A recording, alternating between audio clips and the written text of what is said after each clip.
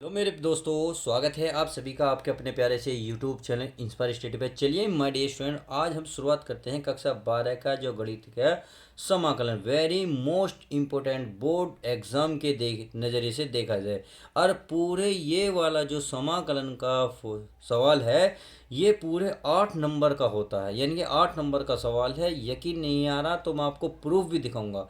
पहले आप इस सवाल को बड़े ध्यान से देख लीजिएगा। ये समाकलन है x square plus x plus one और बटे में है एक्स प्लस टू और इंटू में है x square plus one D x का मान ज्ञात कीजिए। जी हाँ, बिल्कुल 8 नंबर में सवाल है। अब मैं आपको पहले प्रूफ दिखा देता हूँ, फिर उसके बाद क्वेश्चन को सोल्व करेंगे। तो चलिए, मेरे पास एक अनसोल्ड है, इस अनसोल्ड में दिखा देता हूँ ये कब आया हुआ है। देखिए, मैं आपको दिखा रहा हूँ क्वेश्चन नंबर, देखिए 9 का। देखिए फर्स्ट ये कह रहा है x square plus x plus one upon में है x plus two into x square plus one D x का वैल्यू ज्ञात कीजिए। यार कितने नंबर का, देखिए पहले यहाँ नज़र मारिए कितने नंबर का है, 8 नंबर का। यानी कि ये इस तरीके का सवाल आपको 8 नंबर का देखने को मिलेगा। अब कौन से सेट में आया हुआ है, ये सेट में एक बार आपको दिखा देता हूँ ये कौन से सेट में है। देखिए एक बार मैं आपको कंफर्म करा देता हूँ ताकि आपको ये पक्का यकीन हो जाए हाँ कौन से सेट में है।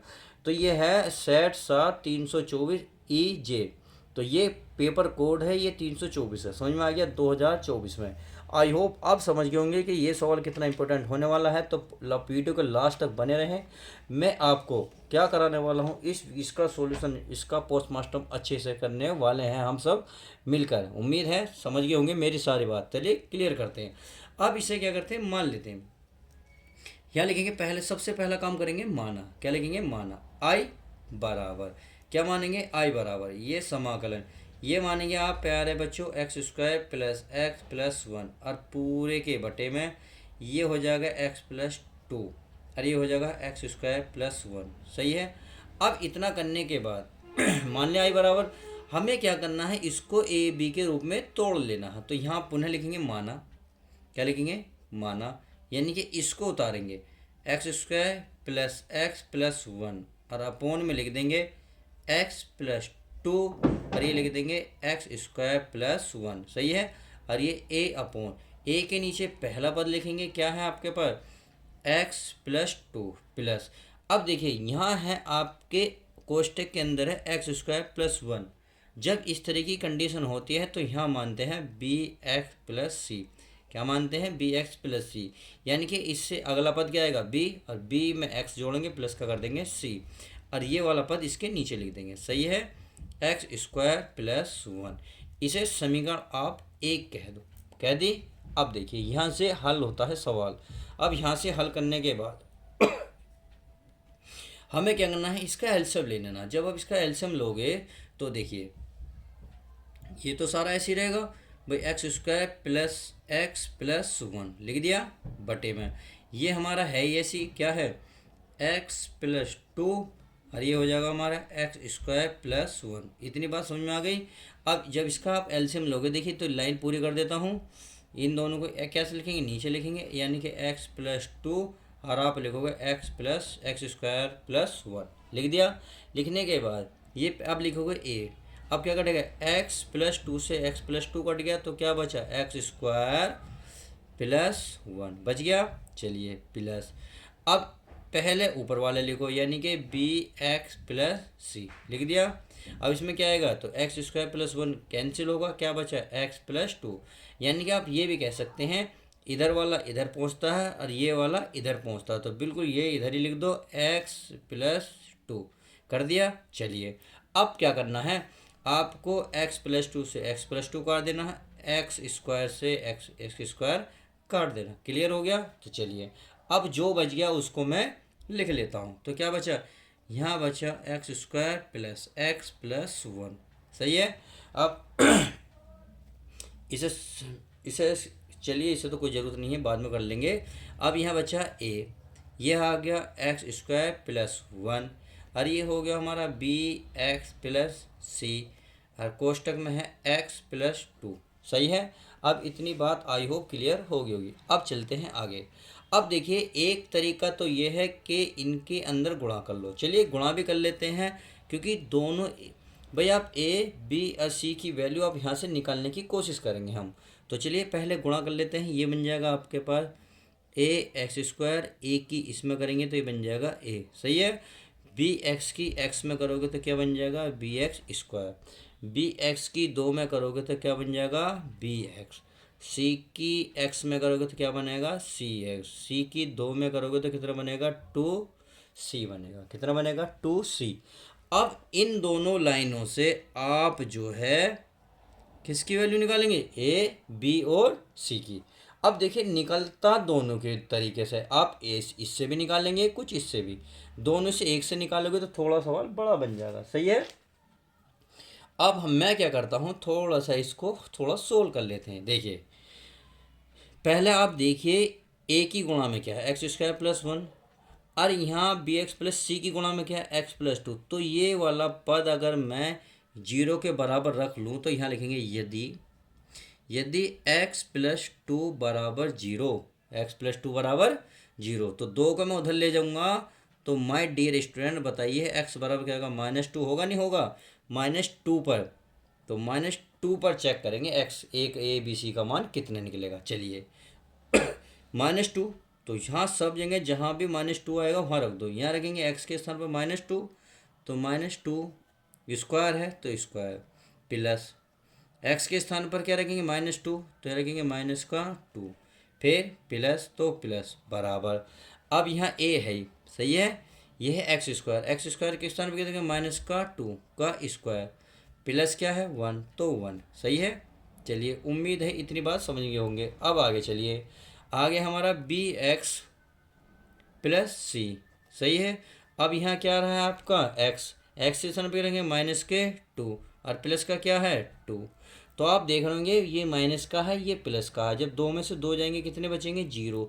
जब मेरे प्यारे बच्चे 0 बचेगी, जीरो की जब में इसमें सारे में गुणा होगी, क्योंकि कोष्टक है।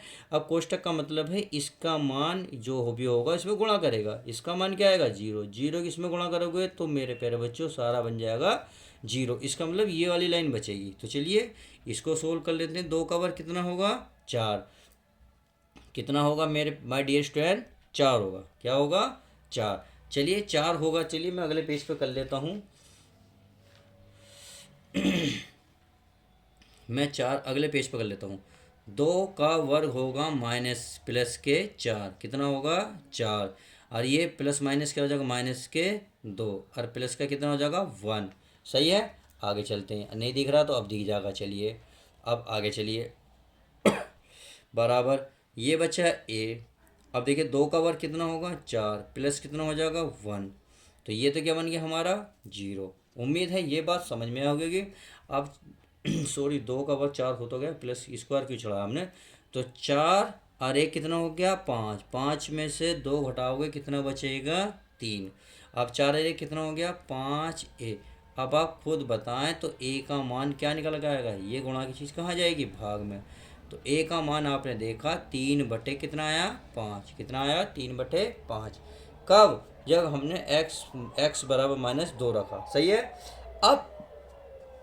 अब और देखते हैं, यदि आप एक्स स्क्वायर माइनस ए प्लस 1 बराबर 0 करोगे तो इसका मतलब ±1 आएगा, सही है, 1 आएगा।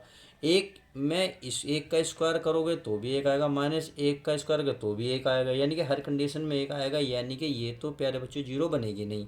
अब ऐसी कंडीशन में 0 नहीं बनेगी तो एक बार आप क्या करो, x बराबर 0 रख लो। क्या रख लो, x बराबर 0 पर। तो यहाँ लिखेंगे x बराबर 0 पर। तो चलिए 0 पर चेक कर लेते हैं। जहाँ जहाँ आपको x नज़र आ रहा है वहाँ सारे में 0 रख दो। इससे क्या होगा, किसी ना किसी चीज़ की वैल्यू निकल जाएगी, सही है। तो चलिए यहाँ x का मान 0, 0 क्या बचेगा, यहाँ बचेगा प्यारे बच्चे। चलिए मैं एक बार यहाँ रख लेता हूँ, 0 का स्क्वायर प्लस 0 प्लस 1, सही है। अब यहाँ आ जाओ a, यहाँ 0 प्लस 1 यानी कि 0 का स्क्वायर प्लस 1 प्लस b गुणा 0 प्लस c, सही है। अब आगे आ जाओ, आगे क्या है आपका, यह है आपका x प्लस 2 यानी कि 0 प्लस 2। आई होप इतनी बात समझ गए होंगे। तो चलिए अब इसको सोल्व कर लेते हैं। ये 0 0 यानी कि यहाँ बचेगा 1 बराबर, ये बचेगा आपका a, सही है, प्लस ये बन गया 0, ये बचा c, c की 2 में गुणा करेंगे ये बन जाएगा 2c। अब आप देख रहे होंगे a का मान कितना है 3/5, तो a का मान कहाँ रख दो, 3/5 रख दो। तो 1 बराबर 3/5 प्लस 2 सी। अब ये प्लस वाली चीज़ इधर लाओगे तो ये माइनस हो जाएगी, अर्थात 1-3/5 बराबर 2c। अब 5 कितना हो जाएगा, 5 माइनस के 3/5 बराबर 2c। 5 में से 3 गए, कितने बचेंगे, 2/5 बराबर 2c। अब ये गुणा की चीज़ कहाँ जाएगी, भाग में, अर्थात 2/5 गुणा कितना बन जाएगी, 2। सही है, बराबर क्या बनेगा, सी। 2 से 2 खत्म। तो आपने देखा सी का मान 1/5 आया, किसका मान, सी का। तो आपने निकाला सी की वैल्यू। उम्मीद है ये बात अच्छे से समझ में आ गई होगी, ए या सी की वैल्यू किस तरीके से निकाली जाती है। चलिए अब आगे देखते हैं। अब ए सी का मान निकला, अब देखा ए का निकला, सी का निकला, अब चाहिए बी का। और अब बी जो है आपका, ध्यान से देखिए कहाँ से निकलेगी, मैं पहले ही बता चुका था। कुछ चीज़ें तो आप इससे निकाल पाएंगे, कुछ चीज़ें इससे निकाल पाओगे। तो देखिए कैसे।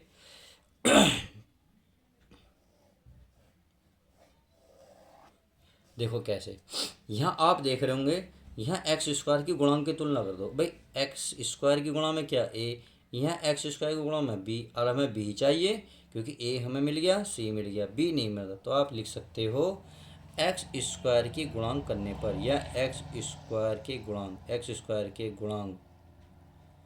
गुणांकों की तुलना करने पर, क्या, तुलना तुलना करने पर। तो चलिए तुलना कर लेते हैं।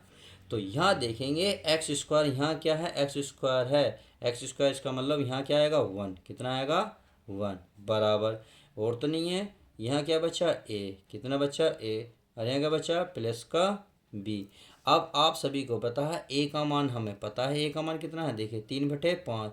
तो 3/5 प्लस प्लस बी। अब ये प्लस वाली चीज़ लाओगे माइनस, अर्थात क्या हो जाएगा भाई, ये वाली चीज़ मानेगी, ये प्लस रहेगी, यानी कि 3/5 होगा। सही है।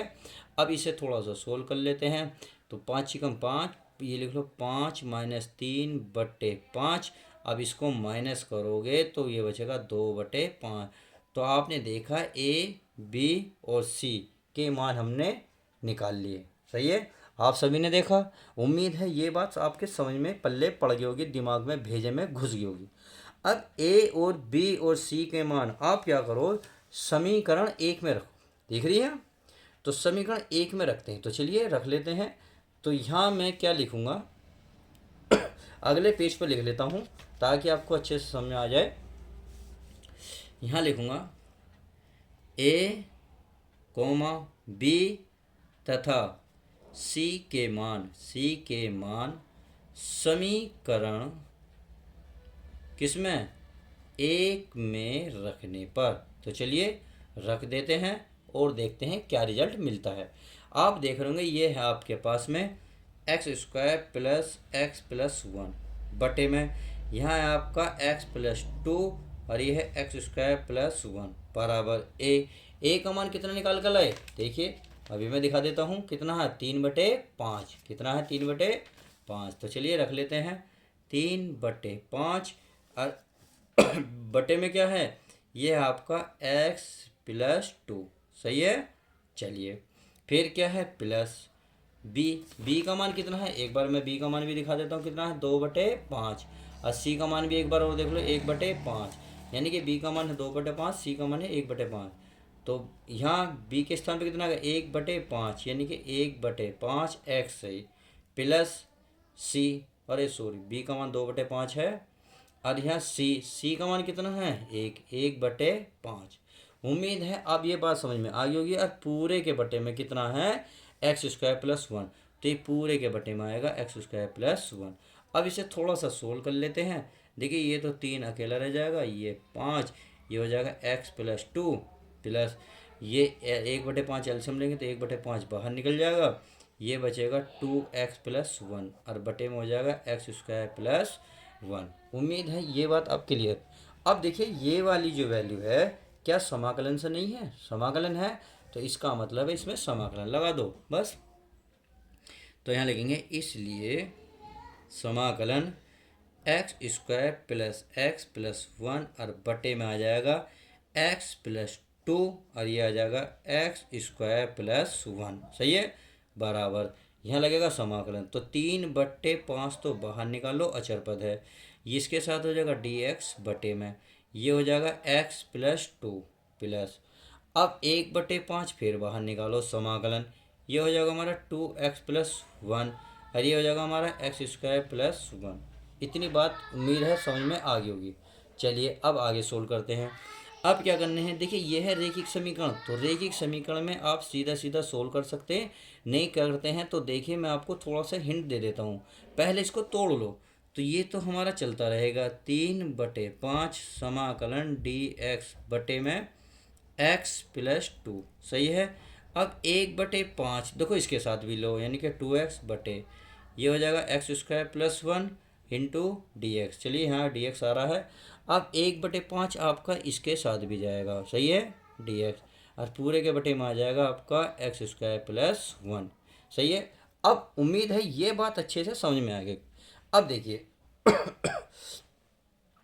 ये कुछ मानने से होगा, ये हमें मानना पड़ेगा। देखिए मान लेता हूँ, माना x प्लस 2 बराबर t, x का क्या होगा dx, अवकलन करेंगे 2 का 0 हो जाएगा, t का हो जाएगा dt, सही है। अब इसमें चलो, इसमें क्या होगा भाई, x² प्लस 1 बराबर क्या मानोगे t, x² का अवकलन क्या हो जाएगा 2x, और इसका तो हो जाएगा 0, x का हो जाएगा dx बराबर dt। ये हमारा फॉर्मूला होता ही है। तो आपने देखा 2x into D x, 2x dx के स्थान पर dt आएगा और इसके स्थान पर t आ जाएगा, इसके स्थान पर क्या आएगा t आ जाएगा, dx के स्थान पर आ जाएगा dt। समझ में आ गई? तो चलिए समझ में आ गई तो बहुत अच्छी बात है। अब चलते हैं आगे। तो ये है आगे हमारा 3/5, ये समाकलन dx के स्थान पर कितना आएगा dt, सही है, और x प्लस 2 के स्थान पर कितना आएगा t।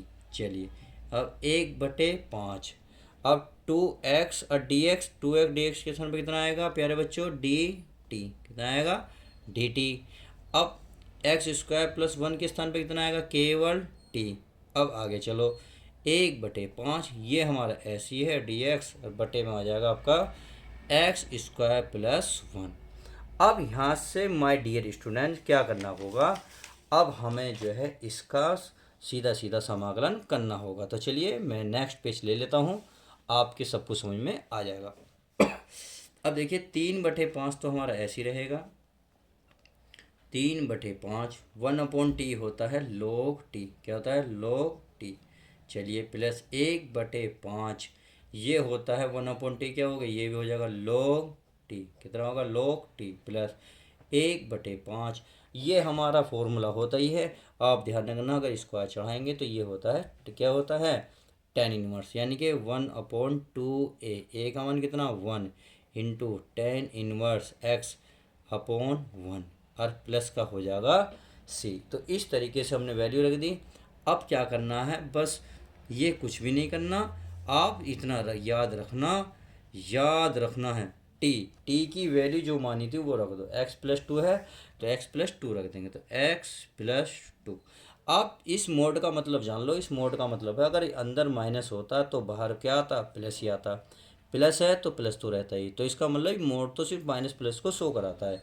तो आप ऐसा मोड लगाएं या ऐसा लगा लें, बात एक ही है। अगला है 1/5 लोग। अब इस टी की बात कर लेते हैं, इस टी का मान कितना है, ये है x² प्लस 1, सही है।